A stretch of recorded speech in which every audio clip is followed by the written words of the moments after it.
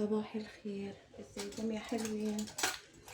حسيت النهارده ان انا مش عايزه اعمل فيديو واعمل عليه صوت، لا، عايزه انا اللي اتكلم. عاملين ايه؟ كويسين؟ يا رب تكونوا بخير كلكم. عملت كده ايه، كوبايه شاي بلبن.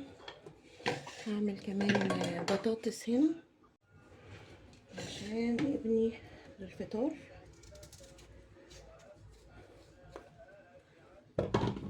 اليومين دول مش عارفه بعاني على طول من صداع مستمر. من ايه مش عارفه، يعني انا بنام كويس الحمد لله. انا طول عمري ما انامش كتير، يعني مش حتى لو انا سهرانه جامد ما اعرفش اتاخر كده في النوم واصحى الظهر والكلام ده، لا، يعني يوم ما اتاخر في النوم اصحى الساعه ايه مثلا 10، ابقى انا كده اتاخرت في النوم. ولو صادف وان انا صحيت بعد كده يعني 11 مثلا، احس ان اليوم معايا مش تمام، ملخبط ومش مبسوطه، احس ان في حاجه غلط. لما اصحى بدري بدري بقى الساعه مثلا ايه 7:30 8 كده، احس ان اليوم فريش كده. وانا يعني انا من الناس الصباحيه، احب الحاجه الصبح. آه، بس بس الصداع اليومين دول مزهقني بقى، يعني باخد مسكن يروح شويه يرجع تاني، ما بعملش يعني المجهود الفظيع. مش عارفه، جايز من الحر. باخد الفيتامينز بتاعتي، مش منتظمه، مش هقول لكم منتظمه، لما بفتكرها باخدها الصراحه. غير كده ما لا جديد، يعني مش عارفه ايه حكايه الصداع ده. وعندي حاله كده اريافه مخلياني ايه، بعمل الحاجه بزهق كده، مش احلى حاجه في الدنيا. اغسل بس البطاطس.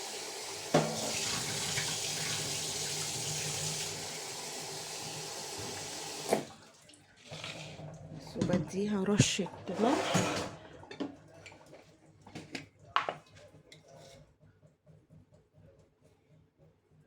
مش كتير يعني، حاجه بسيطه قوي.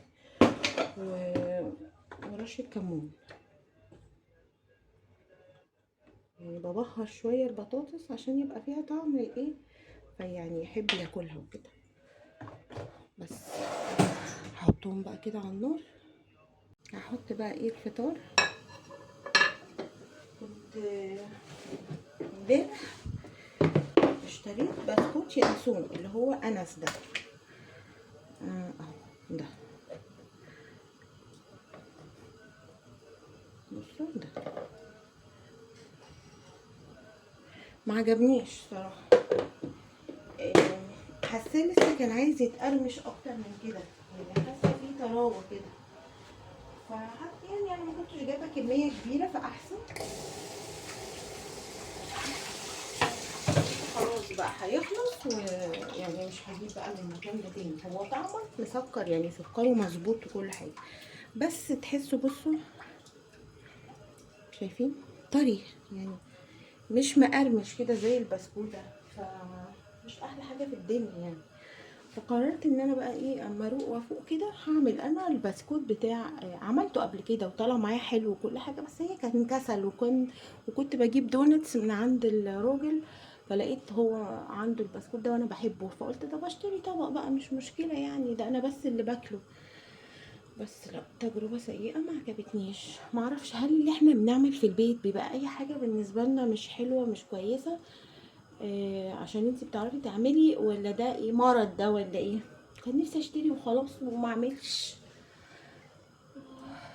بس يا حلوين هروح بقى افطر، نشوف هنكمل اليوم ازاي بتاعنا. الحمد لله انا ما عنديش مواعين، مخلصاها يعني من امبارح. كنت غاسله ستاير الحمامات والفرش بتاعهم، عايزه ابدا اركب الستاير بتاعه الحمامات واركب الفرش. بس ما عنديش حاجه يعني فظيعه. بالنسبه للغدا هعمل سندوتشات برجر فراخ جاهز برضو. الدنيا حر ومفيش حد اكيل قوي يعني، الاكل محدش مقبل عليه خالص، وخصوصا الشباب. يعني لو ولادك شباب مش عاجبهم كده بقى رز وخضار وفراخ، لا مش حابين.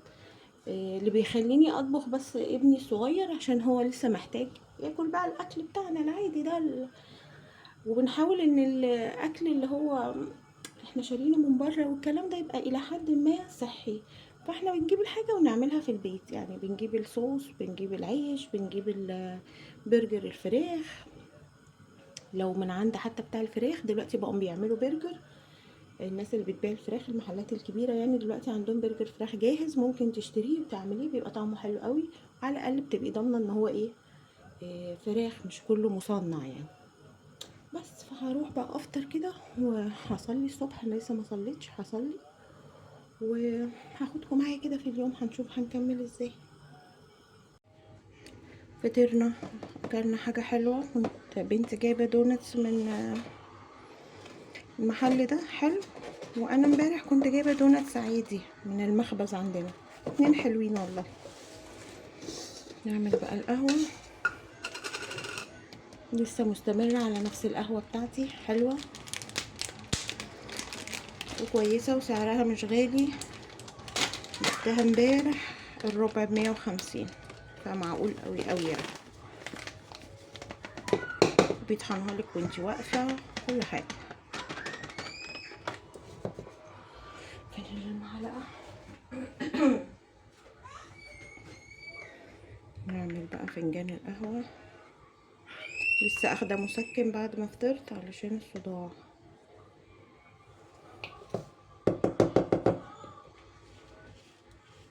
نكبس كويس.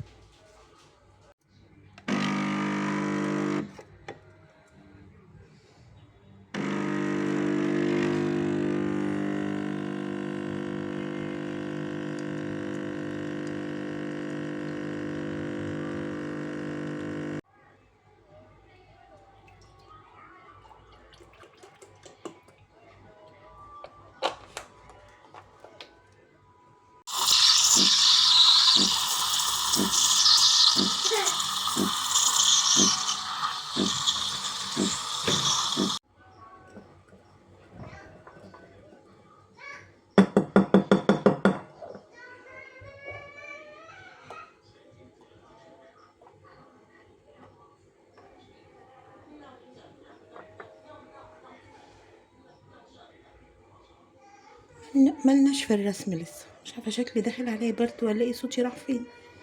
لا يا رب والنبي، بنتعلم لسه ايه الرسم، بس هي كده حلوه قوي. نشربها بقى. جاي على بالي ادمس فول. غسلت كده كوبايه من الفول ونقعتها ساعه، شطفتها كده وحتى ان انا ايه. بصوا الفول ده مزاج، يعني مش اي وقت احب اعمل فول كده واحب اكله.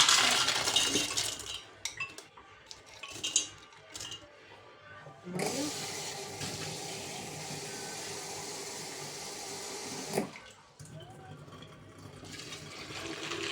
عامله بقى الدماسه بتاعتي ميه.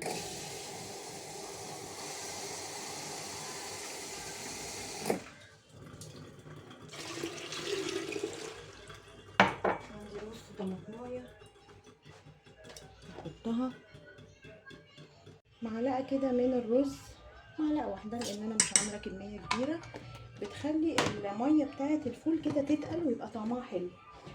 عدس بقى، رز، اي حاجه، واقلبه كده وهرفعه على النار.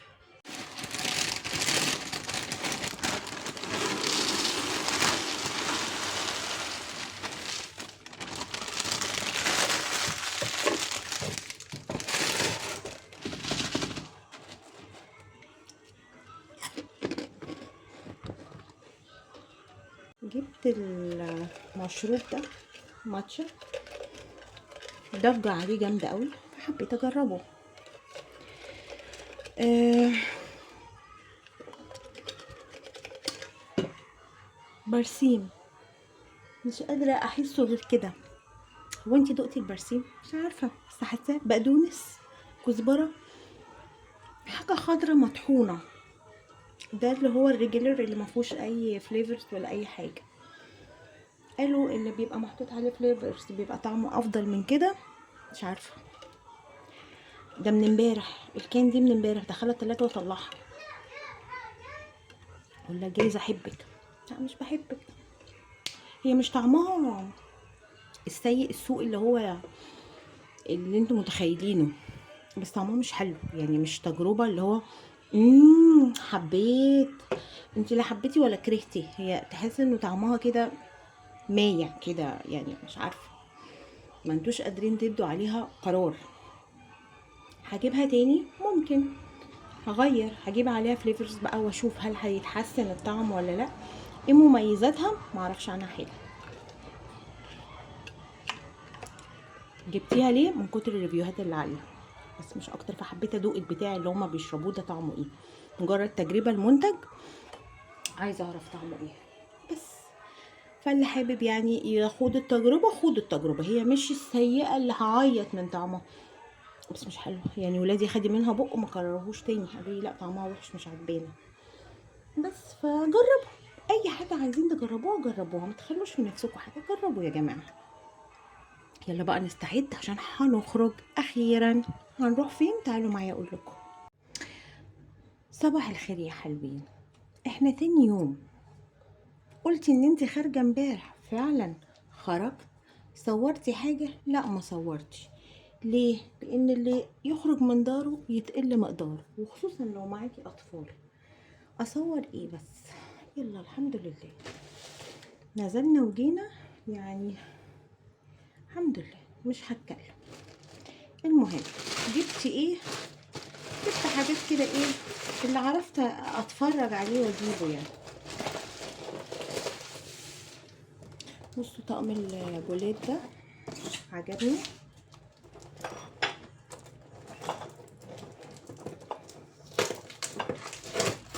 جبته من، ما جبتوش من جرين بلازا، جبته من رشدي، من عند مايوي جاليري، معروف قوي هناك في العمارة بتاعت حسين. نقرب بس شوية. هو ازاز عبارة عن 3 قطع كده، 3 بولات.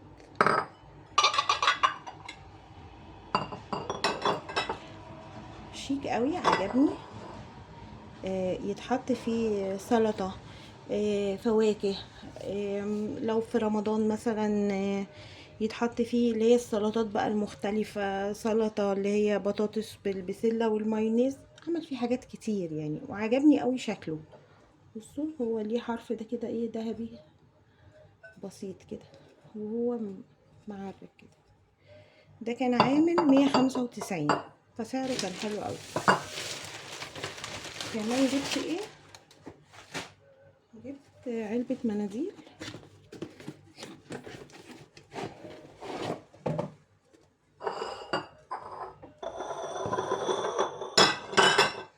بصوا ولع النور. هي سيلفر في ابيض كده، وده اكليريك. عجبني شكل اللي هنا. ما بحبش علب المناديل اللي هي اللي بتبقى الذهبي بس او السيلفر بس، يعني بحس ان هي اوفر قوي كلون. بحب الحاجه اللي هي حاجه كده وكده يعني، بستشيكها اكتر. وده بيتفتح كده من هنا، بيتحط فيها المناديل اهي، وبتتقفل تاني.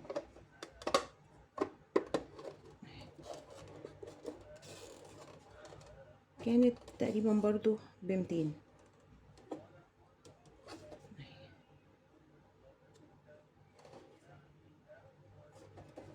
حلوة قوي برضو. وهنعمل فيها شوية فول اللي احنا عملناه امبارح. ومن طرائف القدر ان انا نسيت الفول على النار لتاني يوم الصبح، اتحرق شوية من تحت بسيط، بس الحمد لله ايه انقذنا شوية. فهنفطر بيهم. شوية زيت، عصرة ليمونة،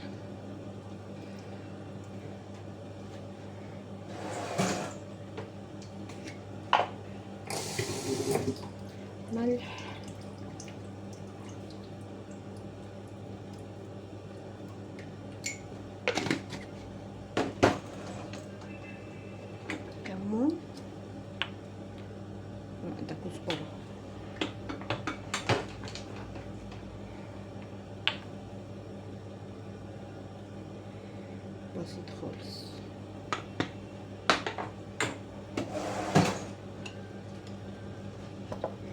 نهرس نهرس نهرس. خلوا بالكم البولات دي ما بتدخلش الميكرويف علشان فيها حرف الذهبي ده، فلو عايزين مثلا حطيتوا فيها حاجة وعايزين تسخنوها بتحطوها في حاجة تانية وبعدين ترجعوها تاني البولة، او تسخنوا في حاجة بره وهي على التقديم على طول.